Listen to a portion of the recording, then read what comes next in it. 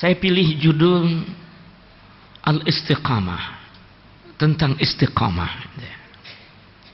Yang sudah barang tentu orang-orang yang aktif hadir di majelis kajian kita ini pernah mendengar saya mengungkapkan masalah istiqamah ini. Kan lumayan lama juga saya hadir ya, sebagai orang yang diberi kepercayaan untuk memberikan ceramah, apakah pada malam-malam Ramadan, apakah pada malam menyongsong datangnya Lailatul Qadar, Ibu ya, ataupun kuliah duha seperti ini. Terutama Pak Zamriful sudah begitu akrab kepada saya sebelum beliau datang ke Sunda Kelapa. Beliau aktivis dakwah yang hebat di instansi tempat beliau bertugas di Pertamina Tongkang dulu. Saya sering diajak diperkenalkan dengan komunitasnya di sana ya. Saya ingin mengulang itu kembali untuk menyegarkan hati saya sendiri dan para jamaah, bahwa ada ungkapan yang sangat akrab di dunia orang-orang yang menjaga hati, di dunia orang yang menempatkan posisi ibadah mereka pada posisi keikhlasan yang paling tinggi. Pada masyarakat level kita, pada masyarakat awam, pada masyarakat yang bukan baru disentuh oleh sentuhan kajian-kajian keislaman, itu merata. Bila melihat orang saleh yang sudah diberi pertanda dengan kemakbulan doa-doanya, kita bisa menilai si fulan itu dekat dengan Allah. Maka parameter yang paling ditampilkan oleh masyarakat, mana pertanda kedekatan dia dengan Allah telah diterima. Kalau Nabi kan ada mukjizatnya, begitu ya Bu? Begitu ya para jamaah? Nabi ada mukjizat. Kalau orang salihin yang dikenal dengan ucapan sebutan para wali, kalau dia wali dituntut mana karomahnya, itu loh. Kalau dia tidak pada kualitas aulia, orang soleh saja, mana maunahnya. Sebab banyak orang-orang yang kita lihat biasa saja ibadahnya, ilmunya pun pas-pasan saja, tapi sering terjadi kemanjuran-kemanjuran itu muncul dari dia. Dalam istilah-istilah kita, itu disebut dia bukan punya karomah, tapi punya maunah. Bantuan yang datang dari Allah. Maunah, pertolongan. Tapi mengejutkan sekali, di dunia orang-orang salihin seperti itu sendiri, mereka tidak mempertanyakan maunah, pertolongan yang suka datang tiba-tiba sebagai pertanda bahwa engkau bukan orang yang terusir dari hadapan Allah. Pada saat kau kesempitan seperti ini, karena ada takwamu, setinggi apapun kualitasnya, serendah apapun kualitasnya ketakwaan itu, tetapi ada takwa di hatimu. Wa may yattaqillaha yaj'al lahu makhraja wa yarzuqhu min haitsu la yahtasib. Siapa yang bertakwa kepada Allah, selalu saja Allah jadikan jalan keluar saat dihimpit oleh kesempitan. Siapa saja, asal punya takwa. Kayak gitu. Dan dia mendapatkan rizki dari tempat yang ia tidak duga-duga. Dengan apa saya mesti membayar sekolah anak saya? Dengan apa saya mesti menyelamatkan dia? Harus terusir dari sekolahnya. Itulah kadang-kadang ya jeritan orang awam. Tapi manakala ada ketakwaan di dalam dirinya, ada saja jalan keluarnya. Tanpa diduga-duga datang pertolongan Allah. Itu ma'unah. Pak Saifuddin, kata seorang kepada saya, kenapa uaknya Pak Saifuddin itu sekarang udah nggak bisa jalan, kakinya nggak bisa bergerak, tangannya kaku. Saya bilang, maklumlah umurnya sudah menjelang 80 tahun. Boleh saja dia mengalami kaku-kaku begitu, apapula dia hidup dalam keadaan sangat fakir. Jadi berbicara tentang obat-obatan rasanya tidak tepat dengan dia. Ke dokter pun bukan saatnya. Tolongin deh Pak Saifuddin, tolongin deh. Gimana kek? Saya datang ke rumahnya. Di tempat yang sangat sempit dan pengap. Di mana matahari agak jarang membagi sinar ke dalam rumah itu.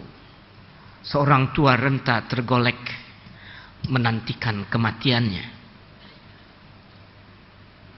Saya nggak usah cerita memprovokasi soal nuansa seperti itu masih ada di Jakarta. Saya datang, ya Allah, gimana ya? Gitu. Tapi saya yakin bisa nih. Sebab dulu ada murid saya yang juga biasa-biasa saja. Gitu.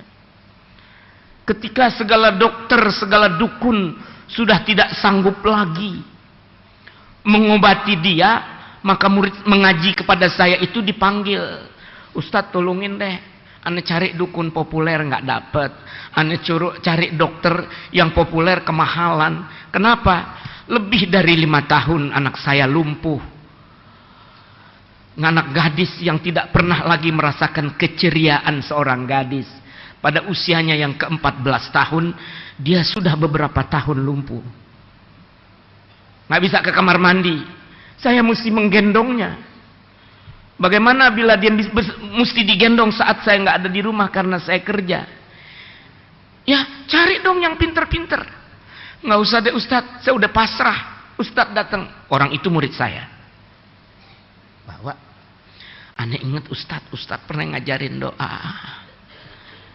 Aneh bacain aja, aneh tepok-tepok kakinya, tepok badannya, plok. Masa bodoh sembuh syukur, nggak sembuh, wong saya bukan orang ahli. Tapi dengan izin Allah, itu anak besokannya jalan. Apakah saya mesti mengangkat murid saya menjadi wali? Wali siapa yang tahu? Aneh bayangin mukanya tuh anak, aneh bacain Fatihah dari rumah, aneh tepok-tepok, jalan besokannya. Masya Allah, kalau mau orang kaya saya udah dibayar berapa duit Ustadz. Tapi rupanya duit bagiannya lain lagi. Ya udahlah, terima kasih pun sebuah kegirangan orang. Saya mengalami hal itu. Giliran pada keluarga saya. Kembali saya tidak mampu. Tapi murid dikasih. Masa gurunya nggak dikasih? Pikiran saya kayak begitu. Datang, benar saja.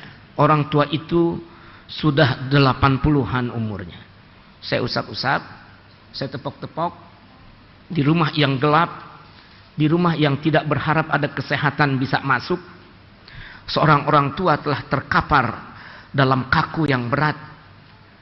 Allah azim. Saya baca Fatihah, saya baca selawat saya tepok-tepok, plek. Besok harinya saya ditelepon. Ustadz, alhamdulillah udah jalan lagi ke rumah sana, ke rumah sini. Apakah itu tidak bisa terjadi kepada Anda? Kepada ibu? Bila itu terjadi, itulah yang disebut ma'unah. Tapi jangan berbangga-bangga lantas kita sendiri yang menaikkan kualitas diri kita. Sampai kita katakan kalau begini Anda udah jadi wali dong. Lalu kita katakan itulah karomah yang Allah berikan kepada kita. Belum. Buktinya saya, orang lain suatu saat bisa saya doakan sampai sembuh seperti itu. Orang menyatakan, wah doanya Saifuddin Amsir makbul bener ya, gitu. Kenapa saya nggak berani? Wong saya sakit sendiri, kaki saya pincang lama nggak baik-baik saya doain. Saya perlu konsultasi ke dokter. Dokter bilang kaki Pak Saifuddin ini kena penyakit namanya artritis. Bisakah saya menyembuhkan dengan doa saya? Sampai sekarang saya masih konsultasi dengan doa dengan dokter saya. Artinya usaha itu tetap kita jalankan. Tetapi bahwa sebuah maunah bisa muncul pada diri siapa saja yang masih menyimpan ketakwaan di dalam dirinya. Mudah-mudahan bagian ini kita mengerti bersama-sama ya. Jadi jangan takut pertolongan Allah bila takwa masih kita punyai. Maunah. Dan bukan 1-2 kali peristiwa begitu terjadi pada banyak orang termasuk pada saya misalnya ya. Cuman alhamdulillahnya kejadiannya pada saat saya mesti menolong orang-orang yang enggak punya duit melulu kayak gitu loh. Apa itulah bentuk maunah pada saya. Oke.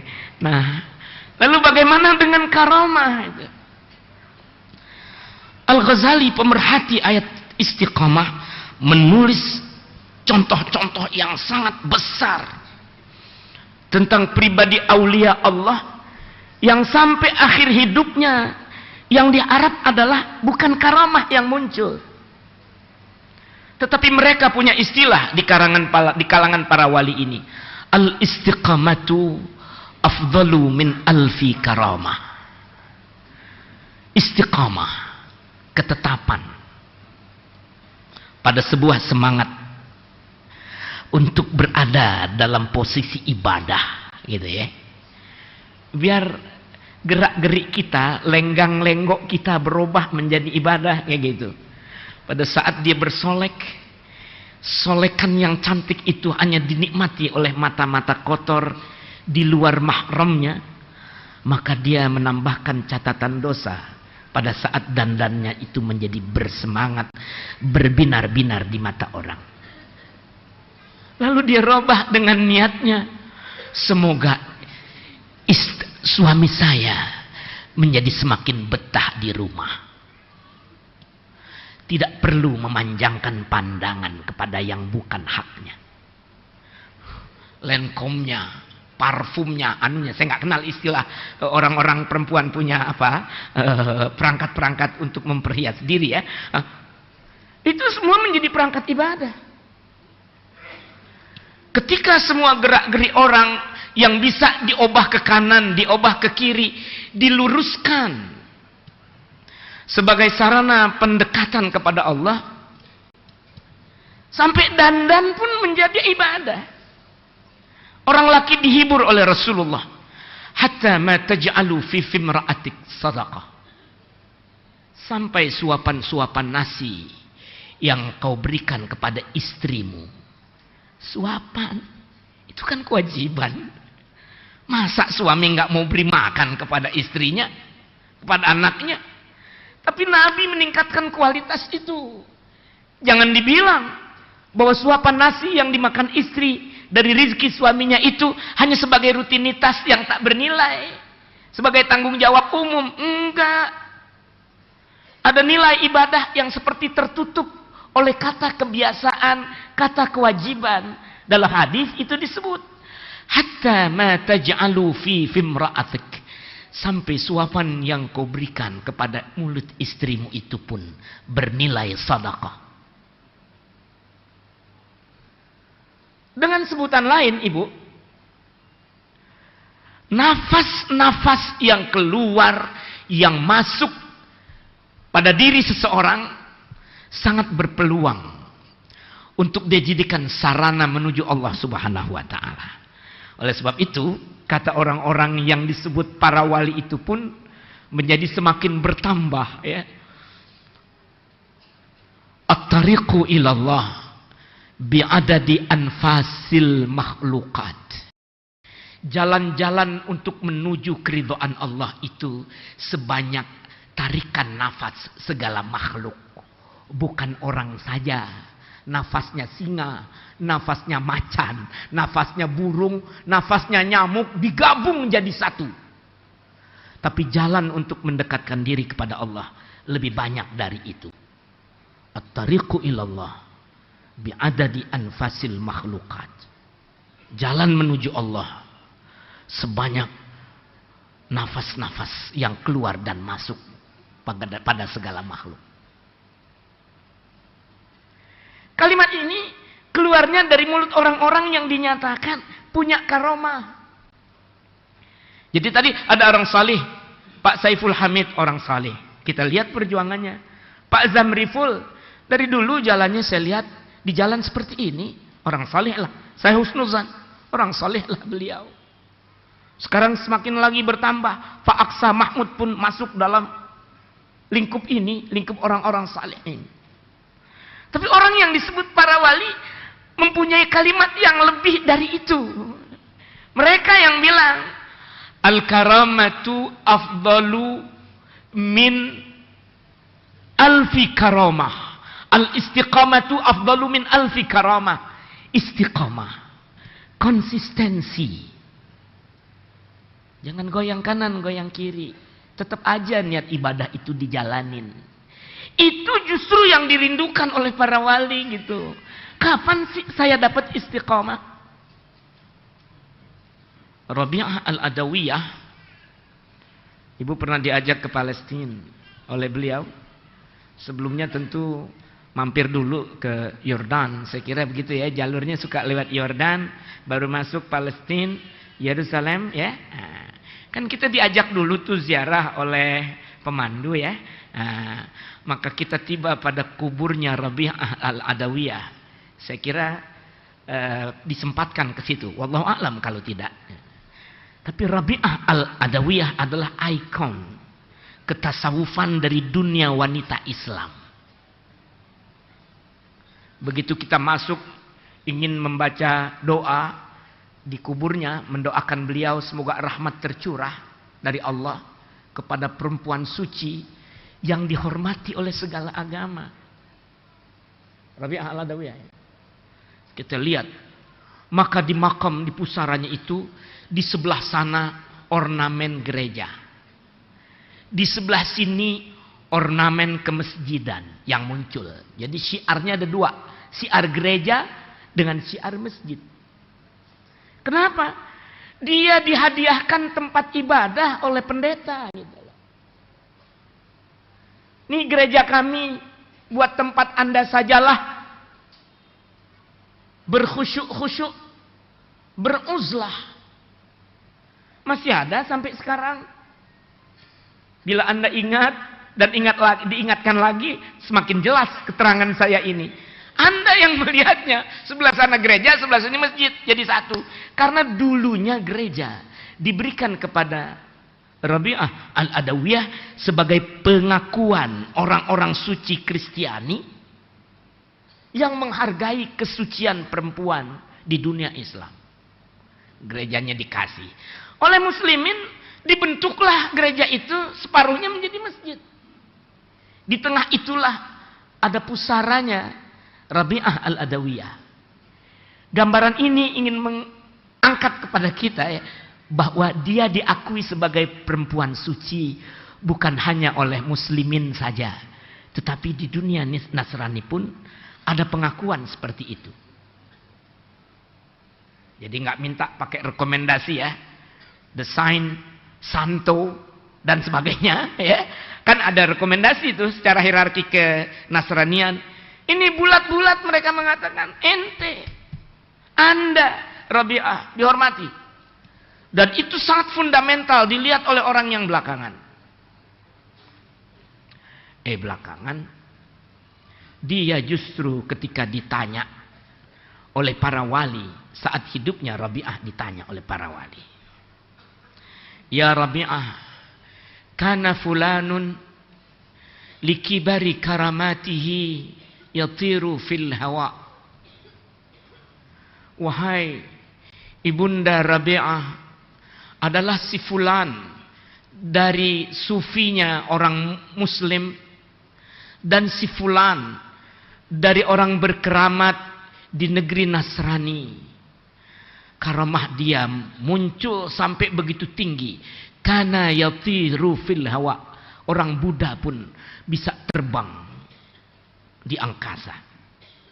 Si muslim yang jadi wali yang sufi itu terbang di angkasa. Itulah karamah dia.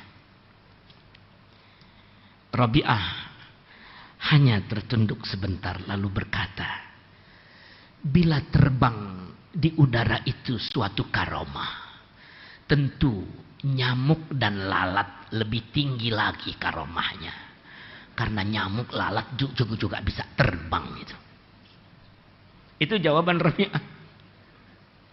Kalau Anda terkagum-kagum dengan karamah seseorang karena dia bisa terbang di langit gitu, sesungguhnya lalat juga bisa terbang. Bingung orang. Lakinnahu yamshi 'alal ma'i birrijlain. Tapi ada lagi yang satu, kalau ada di air, dia akan berjalan di atas air dengan kedua kakinya. Lalu bagaimana bila itu yang menjadi ukuran? Bila saya bandingkan dengan katak. Katak dan berudu pun berenang di air. Kalau bahasa orang Jakarta, berudu itu kecebong. Ya, bahasa ibu-ibu berudulah ya. Kalau orang diukur ketinggiannya cuma dengan bisa jalan di atas air. Saya akan merendahkan orang mulia dengan kemampuan seekor katak yang berenang bebas di dalam air. Enggak lah. Bukan itu kemuliaan yang sebenarnya. Si fulan bila dia di satu tempat, maka dia hanya berniat, biar aku tawaf di Mekah. Plek, tibalah dia hadir di Mekah lalu bertawaf. Esok pagi dia sudah ada lagi, misalnya di negeri Betawi dan lain-lain. Untuk banyak tempat hal itu terjadi, Ibu, ya. Kata Rabi'ah Al-Adawiyah, yang itu pun bila kita lihat masih di bawah kecepatan jalannya iblis. Iblis seketika bisa ada di mana-mana. Nggak pakai main jarak-jarakan. Saat ini dia menggoda lelaki perempuan yang hadir di Masjid Sunda Kelapa. Saat berikutnya dia sudah ada di Masjidil Haram menggoda orang-orang yang tengah tawaf. Cepat jalannya iblis, lebih cepat dari si fulan yang katanya ada di negeri Anu, lalu pada saat Anu dia sudah ada di negeri yang lain lagi. Kau berkata karamah ada bisa terbang di udara. Kau berkata karamah itu berada pada saat orang bisa berjalan di atas air. Kau berkata manakala seorang telah bisa berjalan cepat, secepat kilat ke tempat lain. Maka saya berkata bukan itu yang karamah. Bila orang sudah mencapai istiqamah, maka itu lebih baik daripada 1000 karamah. Saya ingin kita meresapi kalimat ini. Jadi ibu yang suka misalnya kayak tadi bagi-bagi permen gitu loh. Kalau ikhlas, konsisten. Hujan, angin, miskin, kaya, punya duit, nggak punya duit. Tapi kemampuan untuk beribadah dengan cara ini tidak digoyahkan oleh kondisi-kondisi yang berbeda-beda. Itu istiqamah. Itulah yang dicari oleh para wali. Sebab orang mukmin pun pagi beriman, sore kufur, ada hadisnya. Sore beriman, pagi menjadi kufur, itu juga ada hadisnya. Para aulia pun bersujud kepada Allah, minta diamankan dari su'ul khatimah. Itu bacaan orang-orang di kampung-kampung dulu ya. Kalau ibu masih pernah ingat saat kita masih di rumah-rumah kita yang dulu-dulu. Nah, saya sih rumah saya ada di Jakarta ini juga, tapi di Jakarta pun populer itu. Mereka kalau mau sholat subuh berzikir itu. Ya Hayyu Ya Qayyum La ilaha illa anta. Ya Hayyu Ya Qayyum La ilaha illa anta. Ya Hayyu Ya Qayyum. Ya, itu banyak deh pokoknya di kampung ada yang baca. Itu kalau orang tanya, mana hadisnya? Mana ininya? Mana itunya? Kalau hadis yang menyatakan bacalah begini, itu memang nggak ada hadis. Tetapi saya katakan, orang masih terpengaruh dengan bacaan itu, karena itu lahir dari buah sujudnya seorang wali min auliyaillah, Abil Hasan Ali Asyadzili, yang mengembangkan tariqah Syadziliyah. Sekarang penganut banyak benar di dunia, ya. Pergi ke sana, pergi ke sini, oh banyak betul. Dia itu pernah khusyuk ke depan Allah Subhanahu wa taala bersujud, ya Allah, berikan aku satu doa yang dengan doa itu aku mendapatkan husnul khatimah. Saya tidak merayu ibu dan bapak untuk membaca doa ini karena tujuannya bukan begitu. Saya hanya ingin mengatakan yang udah disebut wali pun masih ketakutan dengan su'ul khatimah. Bila ujungnya bagus, belakangannya jadi jelek, mereka masih takut. Sampai perlu sujud, berkhusyuk, meminta, ya Allah, doa apa yang mesti aku baca sehingga aku terhindar dari su'ul khatimah. Saking perlunya istiqamah. Dalam impiannya dia mendapatkan doa ini. Sebelum kau lakukan salat fardu subuhmu, sesudah salat fajarmu, kau baca ini 40 kali. Ya Hayyu Ya Qayyum La ilaha illa anta. Berhubung yang mengumumkan itu adalah Asyadzili, seorang mursyid yang besar. Di dunia Islam ini ada nama-nama besar dalam urusan spiritual kayak begini ibu ya. Abdul Qadir Al-Jilani, Bahauddin An-Naqsyabandi, terus aja. Salah satunya Asyadzili. Dia yang bilang, saya dapatnya ini. Orang serta-merta mengamalkannya. Saya bukan dalam konteks, makanya ibu-ibu, makanya bapak-bapak baca ini aja, jangan baca yang lain. Oh enggak begitu. Doa Rasulullah tentang baca doa sebelum subuh banyaknya bukan main. Yang dari hadis banyaknya bukan main. Tetapi saya ingin mengatakan, itu dia. Wali aja takut. Bila suatu saat istiqomahnya goyang. Karena ternyata itu yang dicari. Dan itu lebih afdal. Lebih mulia daripada 1000 karamah. Jadi sekali lagi, ceramah ini akan sampai pada jam 9 paling lama. Nggak boleh lama-lama. Ya. Saya akan menutup pada jam 9. Kurang-kurang dikit maafkan saya. Ya. Anggap cari sendalnya. Nanti menggenapkan ya. Untuk sampai pada jam 9. Jadi ketika orang menafsirkan ayat tentang istiqamah. Innal ladzina qalu rabbunallah. Sesungguhnya orang yang berkata, Tuhan kami adalah Allah. Tsumastaqamu. Kemudian mereka istiqamah. Kalau udah Allah nggak ada pilihan lain. Kalau sudah Allah tidak ada niatan lain yang ditujukan kecuali karena Dia. Tangan ini menyentuh, tangan ini menggapai, tangan ini menyuap, tangan ini memberi, itu semua ada Allah di belakangnya. Buat apa? Karena Allah. Itu istiqomah, kayak gitu, ya. Sampai Sayyidina Umar radhiyallahu an pada saat ingin menebas kepala orang pun menebasnya dilandasi oleh Allah. Abdullah bin Ubay bin Salul berkata pada saat ia ingin mati, pada saat menjelang ajal. Ingin bukan dalam arti berkeinginan, ya. Hampir mati. Dulu penggoda besar, penghambat besar pada setiap langkah dan perjuangan Islam. Rasulullah mau begini, maka dia buat rencana memotong itu. Potong, potong, potong. Tukang gunting dalam lipatan. Itulah Abdullah bin Ubay bin Salul.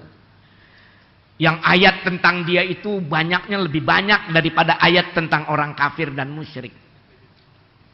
Namanya Raisul Munafikin, rajanya orang munafik. Nabi ingin mengundang orang, ayo sholat di masjid ini. Maka Abdullah bin Ubay bin Salul berbisik-bisik. Karena sorbannya juga dia tebal. Gamisnya juga bagus. Dia tampil memukau. Jauh-jauh kok sembayang di sana, tempatnya sederhana. Bikin aja di sebelah sini. Dibikin tuh masjid. Tapi guna masjid itu adalah agar orang jangan datang untuk berjamaah bersama Rasulullah. Lihat, umat, pengikut, berpeluk, mencium. Tapi kerjaannya Masya Allah. Itulah Raisul Munafikin. Datang ayat Quran, bakar tuh masjid. La masjidun ussisa ala taqwa, ahaqqu an taquma fih. Masjid yang dibangun karena ketakwaan lebih bagus, lebih berhak untuk kau salati daripada masjid yang dibangun hanya untuk mengganggu orang beribadah. Waktu masjid itu dibakar, wallahu a'lamu bishawab, Bu. Saya waktu diajak sopir, Ustaz belum pernah lihat ya masjid munafikin, masjid Diror. Belum. Saya antrin ya. Iya, ini nggak masuk dalam paket haji. Jadi orang yang udah ngelihat saja, Pak. Nanti kalau Bapak ketemu sopir taksi, bolehlah ya ajak ke masjid Diror, kan masih di lingkup Madinah yang dekat-dekat situ juga. Saya diajak. Di sini dulu, Pak, masjid Diror. Saya bertanya, itu tuh arangnya apa ada orang bikin arang ya di sini untuk bikin arang untuk masak apa gitu? Enggak, Pak. Dari dulu begitu. Dari zaman Nabi, sepengetahuan saya iya. Enggak pernah ada orang-orang yang mengangkat arang-arang itu atau menambahkan adanya arang-arang ya, arang Ibu ya. Arang untuk bakar sate apa? Arangnya itu. Itu sampai sekarang saya masih lihat itu. Bagaimana asar kemunafikan itu benar-benar dikekalkan oleh Allah agar orang sekarang ikut menyaksikan. Jangan dikira bahwa kemunafikan itu sesuatu yang dimanja oleh Allah. Arengnya aja udah 1400 tahun lebih masih bisa dilihat orang. Itu simpulan saya pada saat saya melihatnya. Wallahu a'lam yang sebenarnya bagaimana. Tetapi saya bertanya, emang ada yang naruhin areng? Nggak ada. Ini ulahnya Abdullah bin Ubay bin Salul. Tapi waktu mau mati, Allah, dia panggil anaknya yang paling saleh. Namanya Abdullah juga. Abdullah bin Ubay bin Salul. Ta'al ya waladi, kesini dong ananda. Ngapain ayah? Tolong bilangin Rasulullah, bila saya mati nanti, saya ingin dikafani dengan jubah Rasulullah yang di sebelah dalam. Konyol nggak tuh? Hidup nyusahin, matinya kolokan. Hidupnya nyusahin abis-abisan. Ini ganggu, itu ganggu. Menikam dari belakang, menggunting dalam lipatan, ngancurin terus-terusan. Tiba-tiba matinya berubah menjadi bayi yang sangat manja. Bila aku mati, aku ingin dikafani dengan jubah Rasulullah yang di sebelah dalam. Sahabat gundah, separuh marah. Ya Allah, Sayyidina Umar mendengar itu langsung mencabut pedangnya. Jangan engkau berikan itu kepada dia ya Rasulullah. Tetapi izinkan saya memenggal kepalanya. Jadi pada waktu memenggal pun, Bu, itu memenggalnya bukan emosi, istiqomah. Ini contoh jelek nih. Kalau Nabi mau ngasih contoh, orang begini dimanja. Rasul tersenyum. Jangan dong Umar. Masa tibang jubah sebelah dalam aja. Pakai dipisahin kepalanya. Berapa sih harganya jubah? Berikan wahai sahabat, berikan. Kasih. Padahal pada saat ia diminta meminum air yang didoakan oleh Rasulullah, ketika saat muda dia pernah sakit, diminta oleh anaknya, ayah minum air ini. Air apa itu? Ini air sudah kena doa Rasulullah. Tumpahkan air itu. Aku tak ingin ada air yang kuminum dan dia kena ludahnya Muhammad. Kau bawa air kencing ke sini aku minum. Tapi jangan berikan air yang terkena ludah Muhammad. Buang. Apa nggak menyakitkan? Tapi Rasulullah menghapus itu. Yang muncul adalah rahmatan lil alamin. Biarin deh. Kan dia sahabat kita juga. Dia nggak pernah mengaku jadi orang kafir kok. Ini kasih jubahnya. Umar gregetan. Ini bukan tangan panasan nih. Ini tangan lillahi ta'ala. Masa munafik dipanjangin sih? Tapi rupanya memang bukan munafik yang panjang. Sejak Rasulullah memberikan baju jubahnya jadi kain kafan. Orang paling munafik disebut Raisul Munafiqin. Pemimpinnya orang munafik. Usai dia dikafani, Rasulullah pun ikut menyolatkan dia, turunkan ayat. Jangan lagi engkau berdiri di atas kuburannya. Wala tusalli ala ahadim minhum mata abada. Wala taqum ala qabrih. Hai Muhammad, jangan sekali-kali engkau menyolati orang seperti dia selama-lamanya. Dan kau jangan berdiri berdoa di atas kuburannya. Sampai ada teguran langsung. Nabi dilarang. Jangan. Tapi udah berlalu kan.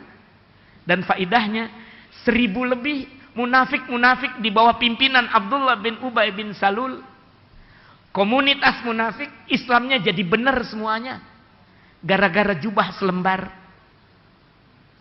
Bagaimana mengobati kemunafikan dengan rupiah, dengan dolar? Nggak bisa, Bu. Tapi bagaimana dengan perilaku Rasulullah melakukan itu? Jamaah, saya mengambil bahwa pada tingkat kasar sekalipun tangan itu bila landasannya adalah Allah tidak mengganggu istiqamah. Sayyidina Umar sangat istiqamah pada waktu itu. Tetapi Rasulullah yang mendapat wahyu ada siasat yang berbeda dengan istiqamahnya Sayyidina Umar. Kepentingan lain, menginsafkan orang-orang yang tidak insaf, yaitu 1000 munafik masuk Islam secara benar. Ingin saya katakan, ternyata apa yang ditafsirkan oleh para ulama sebagai berkata nanti di hari kiamat orang-orang istiqomah itu langsung disongsong oleh para malaikat. Malaikat yang berkata, wa abshiru bil jannati allati kuntum tu'adun. Bergirang hatilah kamu dengan surga yang dijanjikan untukmu. Nanti jadi orang ditimbang, orang dihisab, orang di ini, orang di itu, orang istiqomah, ayo masuk surga saja. Nggak pakai ditimbang-timbang, nggak pakai dikasih mizan, dikasih kitab, langsung saja. Kata ulama, ayat itu konteksnya konteks kiamat. Bahwa orang istiqamah, tatanazzalu alaihimul malaikatu alla takhafu wa la tahzanu. Maka malaikat pun berbondong-bondong turun kepada mereka mengucapkan, kamu jangan takut, kamu jangan sedih. Wa abshiru bil jannati allati kuntum tu'adun. Dan bergembiralah hatilah kamu dengan surga yang dijanjikan untukmu. Jadi tafsirnya nih oleh ulama nanti hari kiamat. Tapi realitasnya enggak selamanya di hari kiamat. Banyak sahabat Nabi dikunjungin malaikat pada saat hidup. Banyak sahabat Nabi yang lagi baca Quran sampai malaikat dari arasy turun untuk ikut mendengarkan. Usaid bin Nudair namanya. Nabi yang bilang, itu yang kayak bintang turun itu berdua-duaan sampai kudamu meringkik terus-terusan, ya, dia malaikat yang tertarik dengan bacaan Quranmu. Itu Nabi itu yang ngomong. Al-Ghazali yang istiqamah, waktu meninggal dia ambil apanya, kain kafannya dari dalam lemarinya karena dia udah simpan terlalu lama. Dia sujud, dia ruku, sholat dia 2 rakaat. Lalu dia telentang, dia berzikir dan diletakkan kain kafan itu di dadanya. Anak istri menyaksikan. Apa ulah ayah yang tengah sakit itu, dia sholat 2 rakaat, dia letakkan kain kafan simpanannya di atas dada, zikir Allah, Allah, Allah. Nggak lama anak istrinya mendengar, sebab Imam Ghazali nggak punya anak lelaki, anaknya cuma perempuan saja, 4 orang. Makanya kunyah Abi Hamid itu cuma kunyah saja, sebutan. Dia nggak punya anak lelaki. Ya. Taruh di sini, berzikir, lalu terdengar Al-Ghazali berkata, sam'an wa ta'atan. Baiklah, saya terima. Ulama mengatakan itulah dialognya Al-Ghazali kepada para malaikat. Seakan malaikat pencabut nyawa Israel dengan pasukannya yang datang itu bertegur sapa dengan Al-Ghazali dengan teguran yang lembut. Imam, sudah waktunya sekarang. Imam Ghazali bilang, baik, saya terima. Sam'an wa ta'atan. Zikir, meninggal Al-Ghazali. Jadi benar kata ulama, kata aulia, al-istiqamah afdalu min alfi karamah. Konsistensi lebih mulia dari 1000 macam karamah. Saya melihat jamaah yang udah istiqamah di sini. Saya datang banyaknya segini. Nengok ke kanan ibu-ibu sekian, nengok ke kiri bapak-bapak sekian. Belum lagi yang di luar-luar. Belum lagi yang istiqomah merindukan ketoprak dan laksanya di sana. Tapi itu juga nanti lama-lama menjadi istiqomah datang ke sini. Mudah-mudahan Allah menentukan kita sebagai orang-orang yang istiqomah ya. Saya juga dimudahkan Allah untuk istiqomah bersama Pak Aksa Mahmud. Dan terima kasih sekali lagi Pak Saiful Hamid, Pak Zamriful. Maafkan saya bila terdapat sesuatu yang silaf. Ditutup dengan doa barangkali ya. Allahumma salli wa sallim ala sayyidina Muhammadin fil awwalin wal akhirin. Wassallim radhiyallahu tabaraka wa ta'ala an sadatina ashabi Rasulillahi ajma'in. Allahumma ja'al jam'ana hadha jam'an marhuma waj'al tafarruqana min ba'dihi tafarruqan ma'suma wa la taj'al fina wala minna wala ma'ana man kana syaqiyan wala matrudan wala mahruma. Allahumma hdina bihudak waj'alna mimman yusari'u fi ridhak wa la tuwallina waliyan siwak wa la taj'alna mimman khalafa amraka wa asak wa hasbunallah wa ni'mal wakil wa la hawla wa la quwwata illa billahil aliyyil azim. Wa sallallahu ala sayyidina Muhammadin nabiyil ummi wa ala alihi wa sahbihi wa sallam. Alhamdulillahi rabbil alamin.